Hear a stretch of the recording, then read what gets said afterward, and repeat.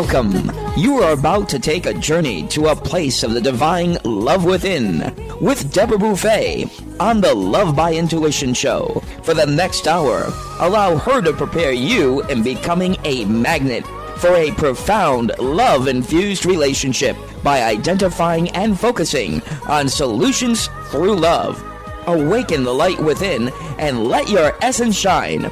And now, here's Deborah Buffet on Love by Intuition, all part of the Dream Vision 7 radio network. Welcome, everyone. Bonjour, mes amis. And yes, here I am, Deborah Buffet, founder and owner of the Dream Vision 7 radio network, the Love by Intuition show, and the Kids for Love project. And we are here live. Bob is in the house, so if anyone would like to call in and talk with us, our guest, Barbara Berger, feel free. It's 833-220-1200. Again, 833-220-1200. Well, you're listening to a production of Dream Vision 7 Radio Network. We're a Boston-based syndicated internet radio station and the media partner for the Omega Institute in Rhinebeck, New York. And speaking of them, coming up starting May through October, you'll be listening to different commercials about special workshops that we're promoting, and anytime that you hear that, any one listener can go to the Omega Institute at 20% off. So that is really neat and exclusive with us. So we have our excellent guest. Welcome back to Barbara Berger. She has been on the show quite a few times through the years. Yes, and if anyone would like to listen to the former shows because they have been excellent topics, you can just go on the Dream Vision site, Dream Vision's all one word with an S on the end, the number 7radio.com, and you can just put Barbara Berger, Berger, in there in the search, and up comes all kinds of information and archives to listen to on demand. And speaking of that, we have all the bells and whistles. If you're tuning in for the first time, you can listen on Alexa, you can listen in the cars, even if you're in Denmark. If you have Bluetooth, you can listen in the cars on your desktop or any of your mobile devices by getting our app. So now Barbara is back because her book, The Road to Power, Fast Food for the Soul, book 1 and 2, is actually out again. It is published in 30 languages. It's been sold for 1 million copies worldwide to date, and it's being released in the USA and naturally available on Amazon. So how do you feel about that, Barbara? And come right in. I mean, it must be exciting to have your book re-released. Yes. This book is so popular in so many countries. It's actually, it's been re-released in new versions in many countries. For example, Japan is one of the places where it's really, really popular. I think it's had 3 or 4 different versions, and a lot of countries here in Europe, too, and, of course, here in Denmark, where I live. So, but just to tell our listeners briefly what this book is about before we sort of get off on all these different interesting things, this is a book about power. It's called The Road to Power. But it's a book about the power of the mind, the power of your mind, my mind, and everyone else's mind. And so this is a book about understanding the ways our minds work so that we can use this understanding to consciously and wisely create better, more satisfying lives for ourselves. So I think that, as you say, the fact that the book has been out in so many languages and is so popular, it testifies that this is information that everyone on the planet is really, really hungry for. And fascinated with their own minds and how it works with our thoughts. Yes.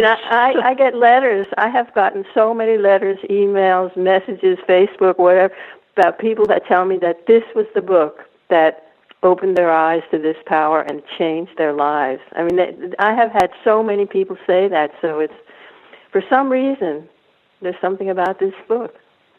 Right. And it has an energy of its own. Exactly. And words are powerful, and the way it's written is relating to everyone regardless of where they're from. So that is quite exciting, I'm sure, for you, too, to know that you're serving and this is helping people worldwide. And I think that the other reason, actually, why it's been so popular and stays so popular and continues to grow is that it's a very practical book. Every single chapter is really a standalone chapter, you could say. Every single chapter is a different approach, a different technique with very practical instructions about things that you actually can do right here and right now. And so that's the reason why it really is fast food for the soul. It's something that you don't have to study it. You just open the book anywhere and pick any chapter and just start anywhere,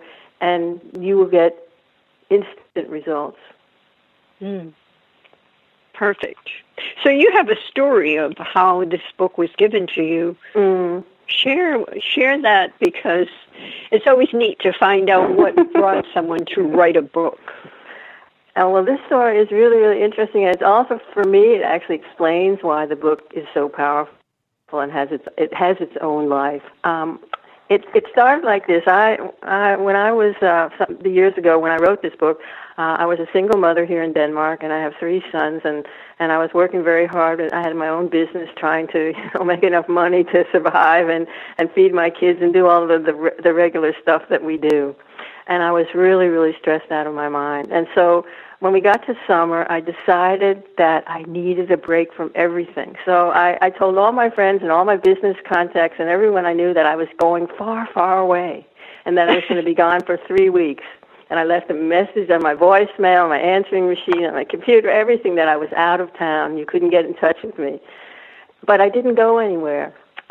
Instead, I took my, north of Copenhagen, I live in Copenhagen, Denmark, as you know, there are these beautiful forests and beaches. And so every single day I went by myself. I took my bicycle. Either I biked up there or I went on the train and took my bicycle.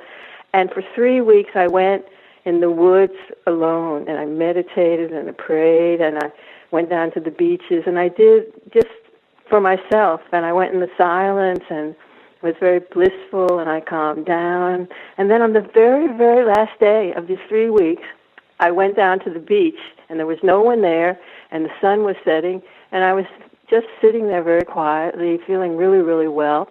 And then it was as if I got knocked on the head, and a voice said to me, "Barbara, you're going to write a book. Now take out a pencil and paper."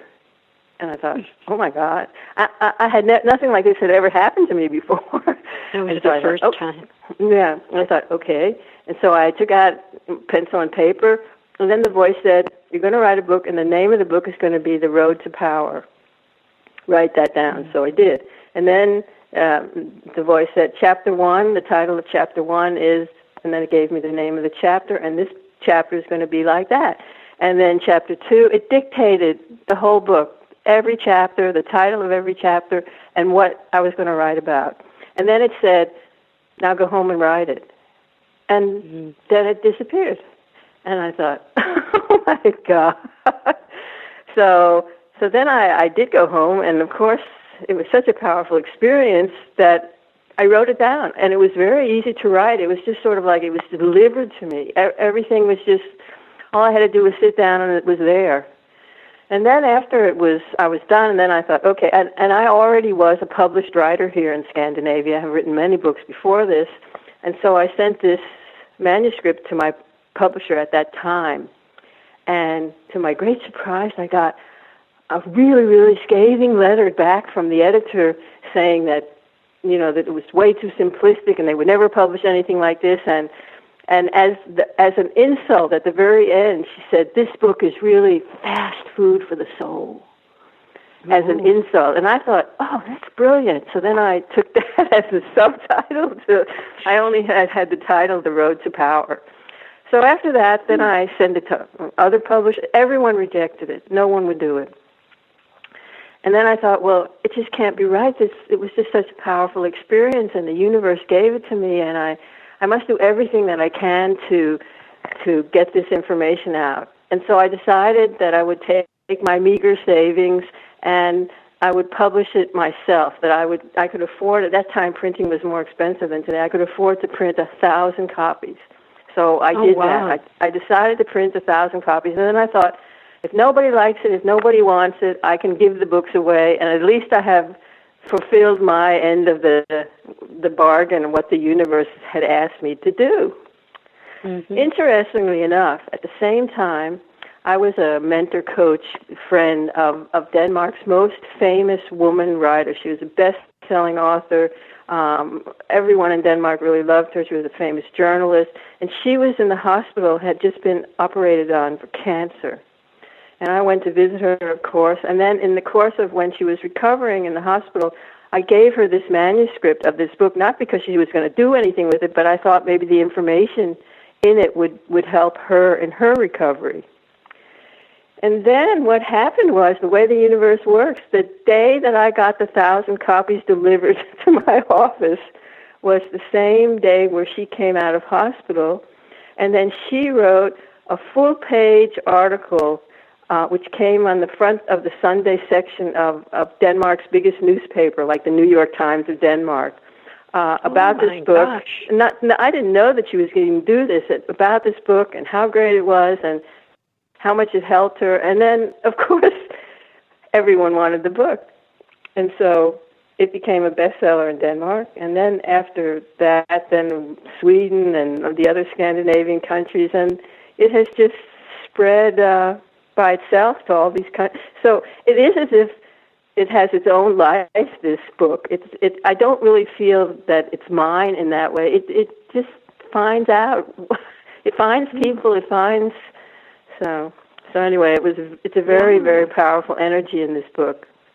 Well, thank you. I mean, I didn't know that, and all this time, what a tribute to the universe and how it all works when we follow with following messages.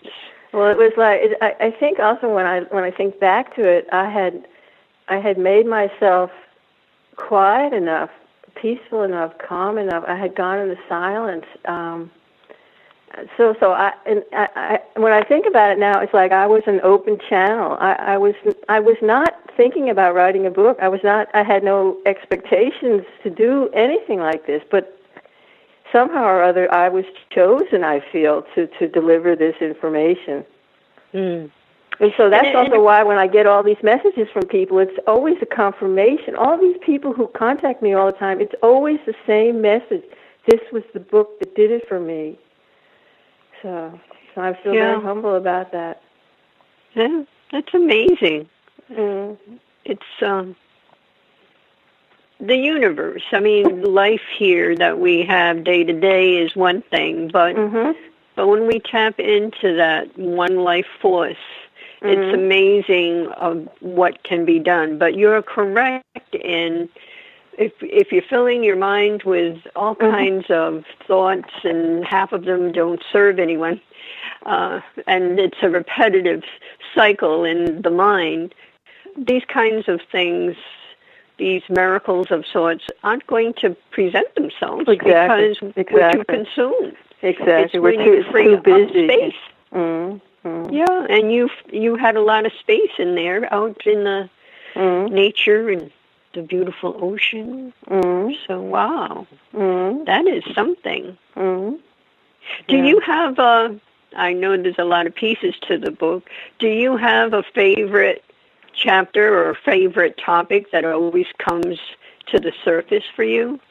I think that the most important, the main message of the book is about the power of focus, and that what you focus your attention on grows in your experience. That's the universal principle or law which all the chapters in the book somehow relate to.